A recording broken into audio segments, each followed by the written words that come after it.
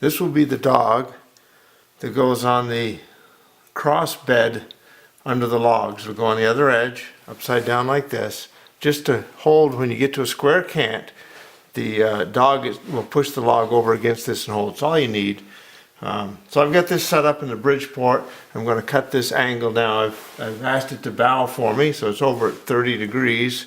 And I'll put the first cutter in. I like to go a smaller cutter and then gradually get bigger, because if you just use a big cutter, it'll break the carbide.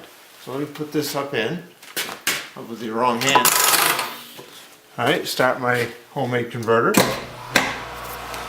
Start the Bridgeport. Now I have a cold gun, but I won't use it on this small one. I'll wait till I get to the bigger ones. It really doesn't need it for this. So I'm going to make a pass, then I'll shut down the camera, finish this out, turn on the camera, make another pass with the bigger until we finally get it done. So I'm on high speed. Look at the low.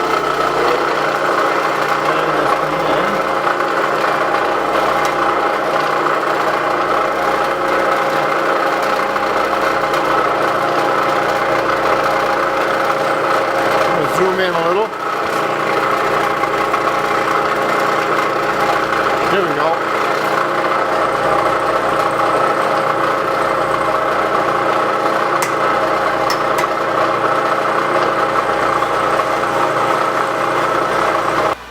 Alright, I'm ready to make the final pass. I've got the 3/4 inch in set up ready to go. The cold gun is on. So I'm going to give it some air. It's a fascinating device. All you give it air, it makes really cold air come out of it, just incredibly cold, and it cools it and it keeps the chips away. So here we go. I'm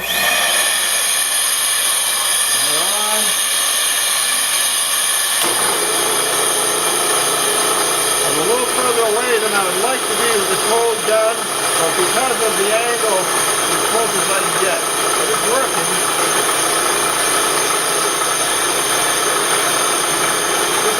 Give us a nice 30-degree bevel cut on these little dogs.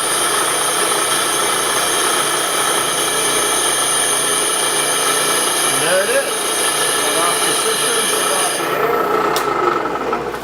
And we'll take that out and have a look at it. I have 4 of these done. I just got to run it over to the grinder and clean it up a little bit. I've debated whether to bolt them on so I could replace them or just weld them in. I'm feeling kind of lazy. I think I'll weld them in, and if I need to replace them, I'll just grind the weld off, make new ones, and slap it in. It's steel against wood. It should last a long time. So we'll get these on, and we'll get them welded in. One other tool I have that I really like here in the shop is this Miller Digital Elite helmet. Any one of the good helmets would do. Lincoln makes a real good helmet. There's several out there. My theory is always buy one step more expensive than you feel you can afford when you're buying tools, and you'll generally be happy. Now this helmet has several modes. You can use it for weld, you can use it for cut, for acetylene or plasma, or you can use it for grind.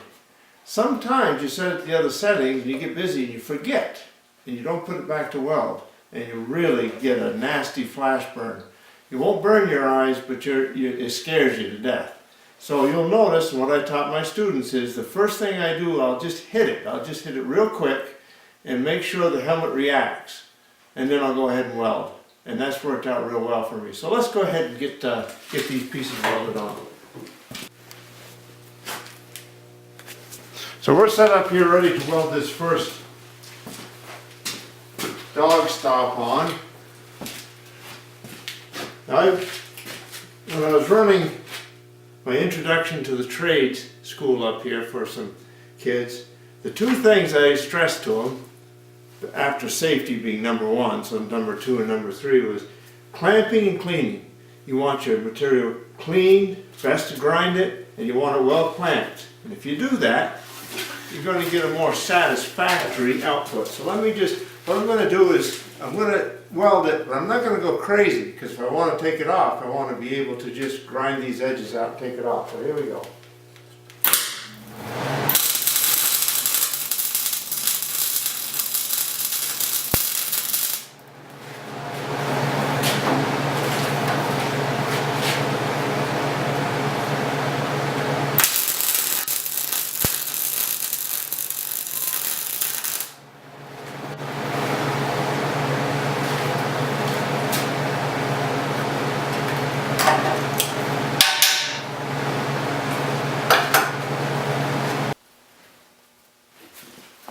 Alright, I've got the 4 dogs welded onto the cross arms, if you will.